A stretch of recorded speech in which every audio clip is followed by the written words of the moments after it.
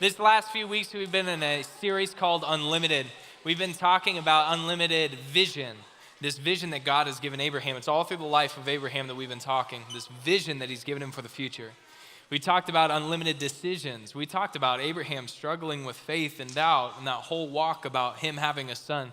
And then Josh talked last week about unlimited action, this motion that your faith requires, that you do something out of your faith for someone else. Tonight, we're talking about unlimited stewardship. And what that means, it's a bigger word, but stewardship means owning something, managing it, and using it for good. That's simply how it boils down. So I want you to hear that tonight. And I hope that you see that we steward things differently when we see their value. And Jesus, the one who gives you your life's value, also gives you the power and the purpose to live that life. I hope you see that tonight. We're going to pick up in Genesis chapter 12. And this is kind of like the prequel. So we've talked about Abraham leaving his hometown. We've talked about him in that struggle of faith and doubt of having a son. We talked about his action of taking that son to be sacrificed, but then God actually giving a replacement sacrifice. That's a foreshadowing to Jesus and what he did for us. This is the prequel. This is before all that happens, something that's so easily read over in Scripture, something you could swipe right past, is one of the most significant moments of Abraham's story. And tonight I want you to see that he was deciding to steward his life, to do something with his life, to own it, to manage it, to be useful for other people, to be a blessing to other people. And here it is. This is Genesis chapter 12. It says, The Lord had said to Abraham, leave your native country and your relatives and your father's family and go to the land that I will show you. Now, this is basically God saying, hey, you're going to leave your hometown. Like, that's a big thing, right? You're going to leave everything that ever gave you comfort. And I will make you into a great nation. And he says, and I go to the land that I will show you. So he's sending Abraham out, and he doesn't even know where he's going yet. He's just saying, start walking, and I'll lead you there. I'll make you into a great nation. I will bless you and make you famous, and you will be a blessing to others. I will bless those who bless you and curse those who treat you with contempt. All the families on the earth will be blessed through you. Do you see that if he stewards his life, if he steps into this, God is going to use it to help others, for the sake of others? And it says, Abraham departed. Abraham departed. Tonight, I hope we can depart from our comfort zones and that we can step into a life of stewardship, the adventure that is for the sake of others. I hope you see that tonight. Pray with me. Jesus, thank you so much for this opportunity. God, you have taught me so much through this message and through this lesson that I look at my life and I see the things that I don't steward well. And I'm convicted of that. And I pray for the student in here tonight that feels like their life has no value, or they're confused on the value or where to get that value. And I pray tonight that they see that it's Jesus and that he is the ultimate value giver. And I pray that value drives us to steward our lives in a different way, that we see the things that we have, the gifts that you've given us that would help others. I pray that you help us see that tonight. It's in Jesus' name. Amen. So I think the thing that trips us up is that we don't necessarily steward things well sometimes. Sometimes we're bad owners of things. And I think that's where it all kind of gets off. We don't understand the value of things, so we treat them differently, right? And I want you to see that stewardship is, like I said, it's kind of a fringy word, but all it means is you own something, you have something is in your possession, and you're going to use it, you're going to take care of it, you're going to manage it. Good stewardship results in good things, okay? They're related to each other. That's like to be a good steward of your iPhone, you would take care of that iPhone. You would not be reckless with that iPhone.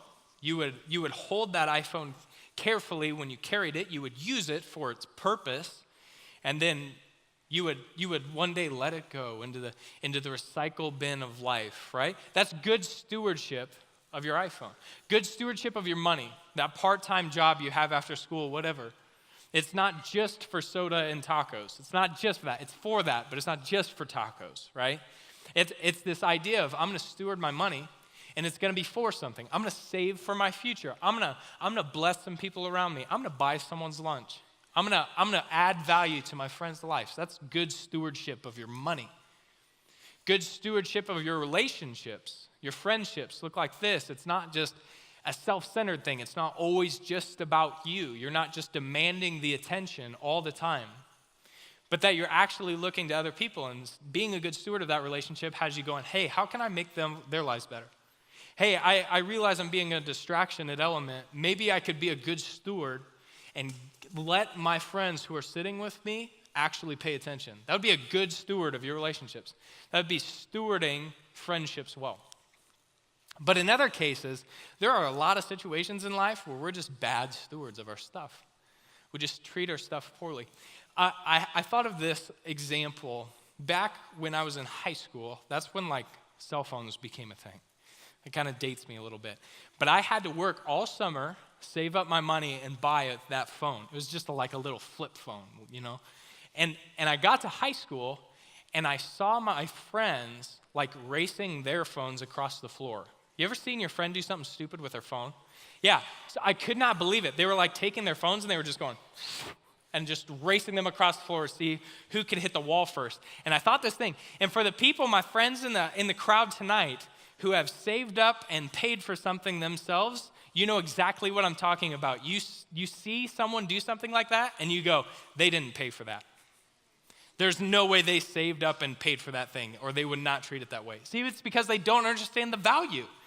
They don't know the value of that thing. They didn't have to go through the work to see the value of that thing, so they're bad stewards of it. They're careless with it. They're reckless with it, right? The best example I could find of people being careless and reckless was this viral thing that happened back in 2015. Have you heard of the extreme iPhone pinch challenge? Do you remember that thing? Yeah. Okay, that is literally the worst example of stewardship ever. Super careless. They didn't care about the value of these things. Here, I just put on a highlight reel so you guys could get a feel for this.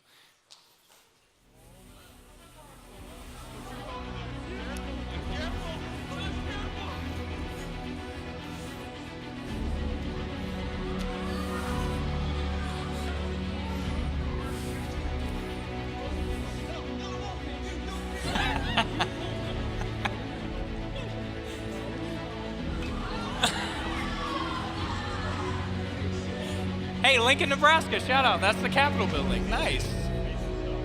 Tough guy.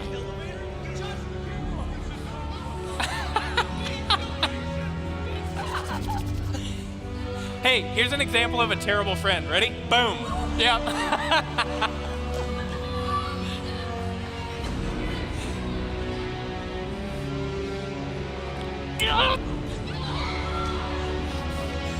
These guys just don't even care. Look at this.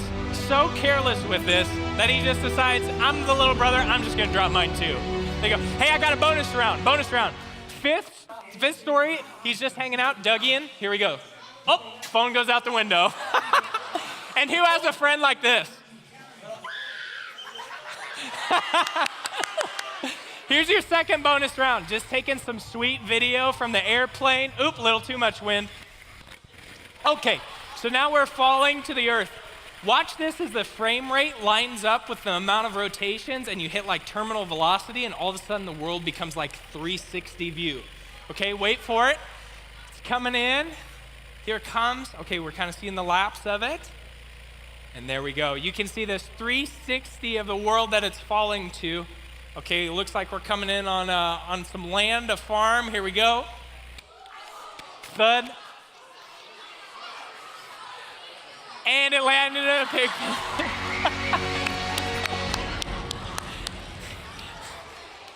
Hey, publicly shame your friend that treats their iPhone like that right now. Just point at him. Say, that kid, that kid, that kid, that kid. So here's the thing. Man, that is a perfect example of people being not good stewards with the things that they have. Bad stewardship, right? Here's the thing about those iPhones, though. They're just iPhones. Some of the people in this room treat their lives that way. Some of the people in this room, they take this and they don't understand the value. They don't understand the concept of a thing having value, and so they're careless with it. They're reckless with it. And maybe that's where you're at tonight. Maybe you're being kind of careless with your life. Maybe you're being kind of reckless with your life. I think that comes from us not understanding the value of things. I think that comes from not understanding that. And you look at Abraham, and we were trying to be good stewards of our lives, but sometimes we toss them out the window like that. Sometimes we make these decisions, these actions, these visions for our life, and they're just reckless. What if we change that? What if instead of being reckless and careless with your life, you became a good steward of your life? And you used it, you managed it, you own it for the sake of others. And you move forward in that. Here's what I want you to do. There are going to be some immature people in the crowd tonight who can't handle this, okay? I'm gonna ask you to rise to this level of maturity, but I understand not all of you can get there. So if you're that person that can't get there mature-wise, just be quiet for the next 2 minutes. But those who can get there, here's what I want you to do. I want you to close your eyes, and I want you to think about the one thing. Go ahead and close your eyes. I want you to think about the one thing that you are good at, one gift that you've been given in life, one skill, one ability that you've been given in life that can be used for the sake of others. I want you to think of that. Think of that thing that could be used for the sake of others, that could help someone, that could be useful to someone else if you were to steward it properly. What's that one thing that you're good at that could be useful to someone else? Okay, I'm going to give you a minute. Turn to the person next to you and tell them your answer. Make sure you get to tell your answer and you listen to someone. What's the one thing you're good at that would be helpful to someone?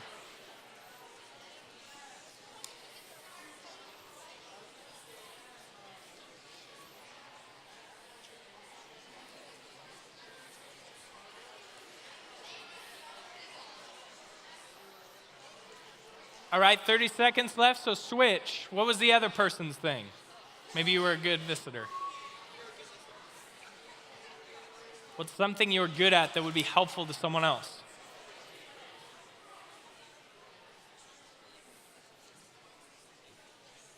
All right, 10 seconds left. Wrap up the conversations. I want to hear 3 answers that were given. Doesn't necessarily have to be your answers, just 3 answers that were given. What? Being funny? I love making people laugh. That's one. I like that. Over here. Being a leader. Leadership is so key in life. And using that ability for your strengths, awesome. To help someone else. Back row, kind of white shirt on the top. Looks like yeah. What's your answer? Kindness. Kindness would absolutely help someone. You're good at being kind. I like it. So here's what I want you to see. I want to change the perspective you have on that thing, and I want to ask you this question. Why aren't you doing that? If you can think about it enough to tell someone else about it, why are you not using that to help someone else with it? Are you being a good steward of that gift? Are you stewarding that skill well? Are you treating it like an iPhone in the pinch challenge? Are you just being careless with it? Are you just being reckless with it? What if you actually engaged that thing? What if you actually were a good steward of that thing and used it? Why are you not using it? Imagine how different your world would be. I want you to watch these few examples of some of your peers, of things that they didn't know they were able to do, but instead they stewarded those gifts well, and they did something about it. Get sticks in. Take 1, Nathan Clark.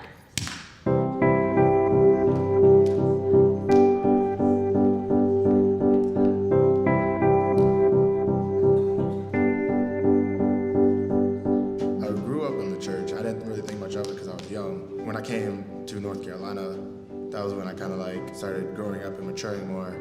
I started to have a very strong disliking for the church. What I would see was hypocrites, really. Everybody knew me as a little bad kid. And the only reason I would go to church was to hang out with the few friends I did have at church. I would be a bad influence on them. I would get them out of class. We had the worst reputation in the church. Last year, right before summer, we got a new youth pastor. First really big thing he did with us was move.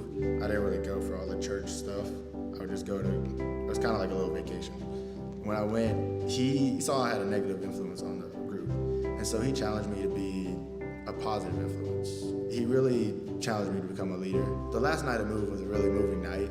And I was like, okay, I think I'm ready to take this next step and become a leader in my group. While I was at that move, I got this Kingdom card. It said teach 4 classes within your youth group. Me and Greg thought this could be like a baby step. The first time I taught, it was nerve-wracking. It was a lot of work that I planned it myself. I had to come up with my own story. I taught about David and Goliath, and I kind of used my story as an example. It turned out really good. Now we have just started this leadership group. We kind of recruit people that want to be leaders, and we just talk about things that are going on in church. And my relationship with God is so much stronger since I've gotten to know his church, and now I can serve his church in ways that I didn't think I could before. My name is Nathan, and I'm a Kingdom worker. Camera B speed, audio speed, camera A speed. Take 1, Andy and Emily.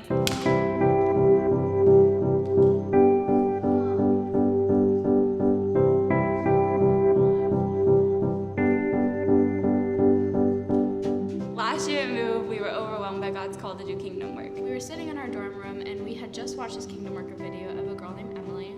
She had made these little birds and sold them, and I remember it just amazed us so much that someone so young could do like such a great thing. And it was me, Aaron, Lena, Bailey, Nicole, Amanda, Andrea, there's a bunch of us, Andy, Palmer, Chad, and Jake, and Allison, Kendall. There's a lot of people. And we were all sitting there, we were talking about it, and we were like, oh my gosh, we should so do this. We felt called to raise money for water wells in Africa. We named it Wells for Hope. For our first fundraiser, we decided to do a car wash, and we were there for probably 12 hours just washing cars. So after our first car wash, we raised $1,300, and we were so excited. We were like, oh my gosh, we're gonna build all these wells in Africa, and we we're all excited. So we planned a different fundraiser. We did not promote it well. It did not go so well. I think we raised $5. $5. Yeah, so we got kind of discouraged after that. People didn't want to take us seriously, really, because we're a group of 15-year-olds, we're 12, 15-year-olds trying to do something. We couldn't get our bank account set up because we're not a registered nonprofit. It was a huge struggle because we had all this money. It took a very long time, and we almost lost motivation to do things. Even after the kind of failed attempt at a fundraiser, we really felt God's call, and he just stayed with us through the whole thing. And we kept meeting after church on Sundays, and we decided to come up with our 3rd fundraiser. And it was really successful. We had a ton of friends volunteer to help, and we raised over $4,000. And I know counting the money was really cool because they could actually make out checks to Wells for Hope. Wells for Hope in the future, we're completely student-led, so we are sophomores right now. We're going to try and keep going as much as we can. We're just going to see how many we can make senior year and just where it takes us and where God wants us to go. You would have asked us last year if we'd be doing anything like this around this time. I would have thought it was crazy. I didn't think we'd ever be sitting here. Don't just feel discouraged because of your age or your network or your friends. Everyone can do something great. It's God. God works through you and will find you a way if you just go for it. I'm Emily. I'm Andy. We're part of Wells for Hope, and we're Kingdom Workers. That's worth a clap. I'll go for it. Here's where I think we get caught up in not being good stewards of our life. This is where we get tripped up when we're trying to move forward in life. Using our lives, being good stewards of our lives to help change others' lives for the better, is that we don't see the value of it. Now, hear me out. When they were dropping those iPhones, why was that so scary? Why was that so almost frustrating to watch? Because they didn't see the value of it. They didn't see the value in that thing. So they were mistreating it. They weren't being good stewards of it. They were reckless with it. They were careless with it. And see, I think that when we don't understand the value of our lives, the value placed in our lives, we're careless with it. We're reckless with it. Those were just iPhones. What about your life?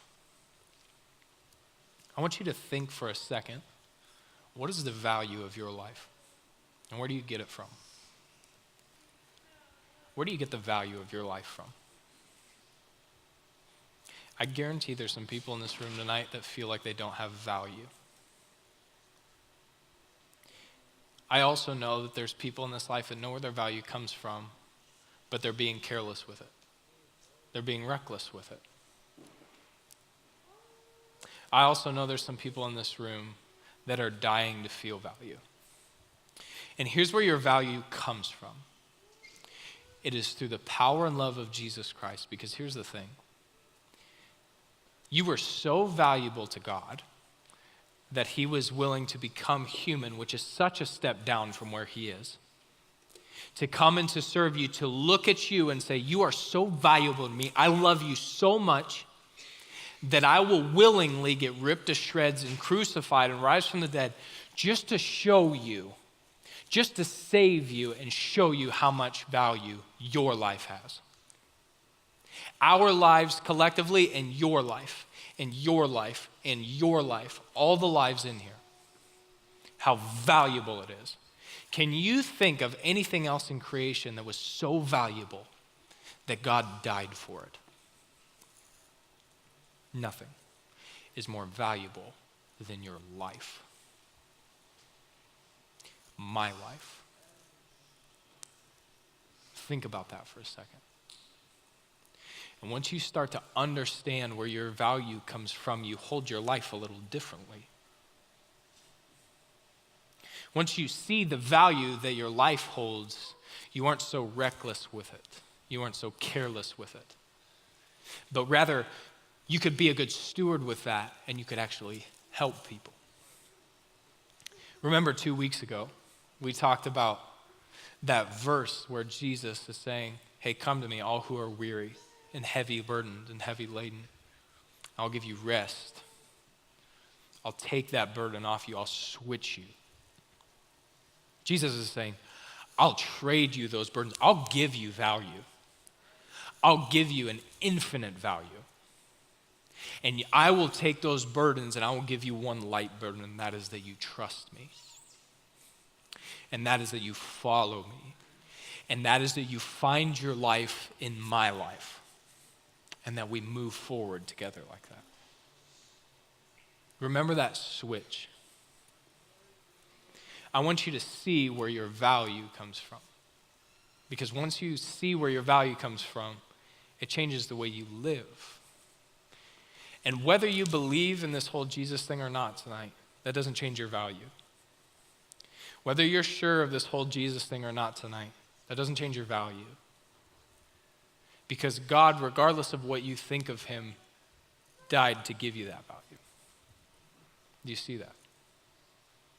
So why should we care about stewarding our lives and using them, owning them, and making them something that is good, that is useful for other people? Why should we do that? Because God gave you infinite value.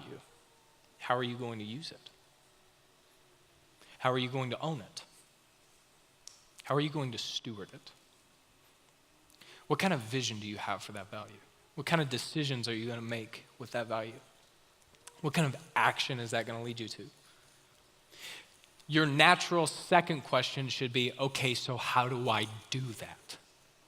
It's a great question.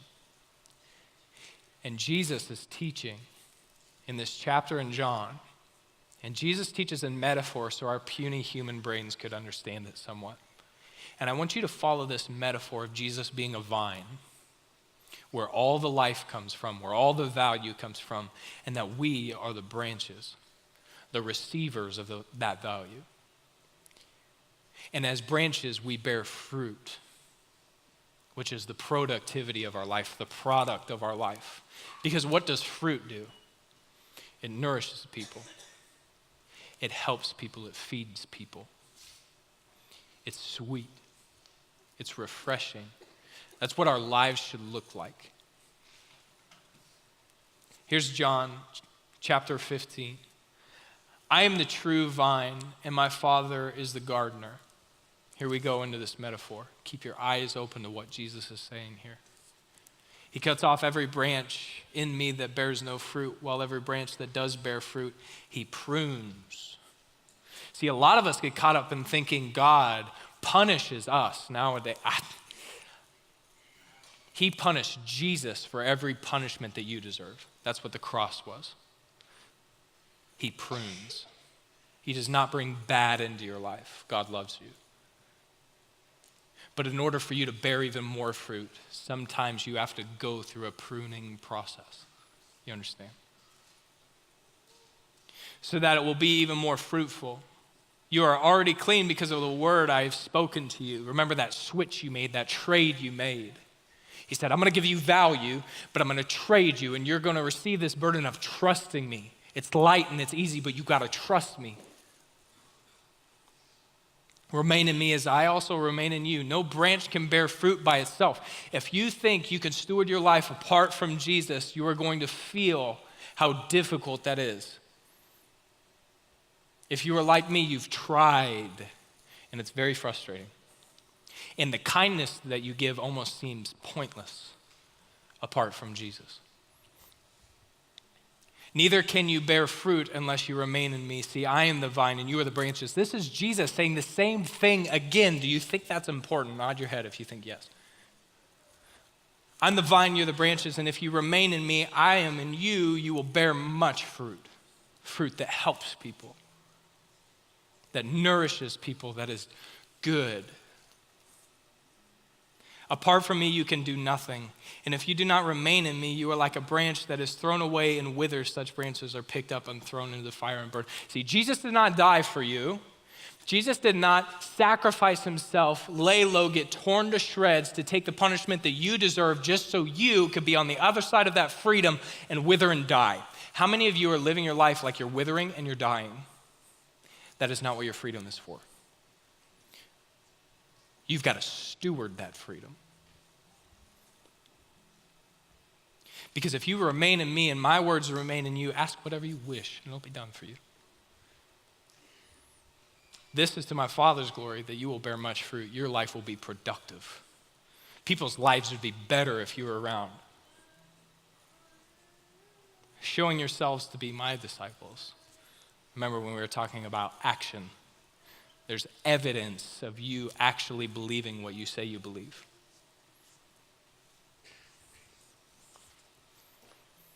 If you get one phrase from me tonight, this is it. If you get one thing, note takers, here it is. He that gives your life value gives you the power and the purpose to live that life. Jesus, the one that gives your life value, gives you purpose and power to live that life. Apart from that vine, you can do nothing. And I want you to see how much this is rooted in joy and in love. We tend to complicate things. We tend to think this is way harder than we could ever accomplish, but I want you to see how simplified this is. Jesus is saying, I'll trade you. Give me your burden. I will give you value, but you got to trust me and you got to follow me. He goes on to say, as the Father has loved me, so I have loved you. There is nothing that has received more value than your life on this earth, in this creation. Jesus is saying, do you see, can you get a glimpse at how much I love you? Now remain in my love. If you keep my commands, you will remain in my love. Just as I have kept my Father's commands and remain in his love. Listen to this part really close. Those of you who don't have joy right now in your life, that life feels like a living hell, and that the joy is just being sucked from you, and that you cannot grasp it no matter where you go, this might be your solution tonight. I've told you this, that my joy may be in you, and that your joy may be complete. Listen to me, I'm gonna preach. If you have replaced your vine that was once Jesus, and you have attached your branch, expecting fruit, you've attached your branch to football, you ain't gonna have joy. If you've attached your branch to show choir, the vine of show choir, someday you're not gonna be there anymore, and that vine isn't gonna provide. If you've attached your branch, your life, the thing you're supposed to be stewarding, to the what people think of you, the vine of other people's opinions, you will have no joy. Do you see that? Apart from this vine of Jesus Christ, your life will not have joy. But he promises, this is not my promise. This isn't just something that I came up with. This is the creator of the universe looking at you and saying, I give you value. I love you to death. And if you would just walk with me, you would feel all the joy that you were made for. My command is this: love each other as I have loved you. Greater love has no one than this, to lay down one's life for one's friends. Listen to that. Stewarding your life is for the sake of others. If we could just get over ourselves and quit being so selfish, if we could steward our lives and actually use this thing that has so much value, there's joy there. You are my friends if you do what I command. I no longer call you servants, because servants don't know what the master's business is. Instead, I've called you friends. For everything that I learned from my Father, I've made known to you. You did not choose me, but I chose you. I gave you value. And appointed you so that you might go and bear fruit, so your life would be productive. That there's evidence of you being attached to the vine of Jesus Christ. That there is life in your veins. That so whatever you ask in my name, the Father will give you. This is my command: love each other. Read that last verse again. This is my command: love each other. See, we try to, us humans, we just make things so complicated and try to make it an 18-step program, and we gotta figure it out, and we gotta connect all the dots. Listen, if you don't get anything else out of this tonight, how you steward your life, Jesus says to just focus on loving people like I love people, and everything that comes with it. Trust God and love people. Steward your life to be something different. Quit being reckless and careless with the thing that I've pumped so much value into. Quit dangling it over the ledge carelessly, because there is so much joy waiting for you. So much joy and so much love. Here's what I want you to do. I want you to close your eyes one more time. Everybody just close your eyes. I want you to think of that one thing you said that you could do that would help someone else. I want you to think of that thing right now. Got it? Why aren't you using that? Just like Abraham had this moment where he departed and he said, no longer, he was not the only person on the planet, you guys. This was someone that God spoke to, and he responded and he said, okay, I'm in. I'm going to steward my life. And the earth was blessed because of his decision. Listen, at this part in Genesis, it says, Abraham has grown old and God blessed him in every way. Tonight,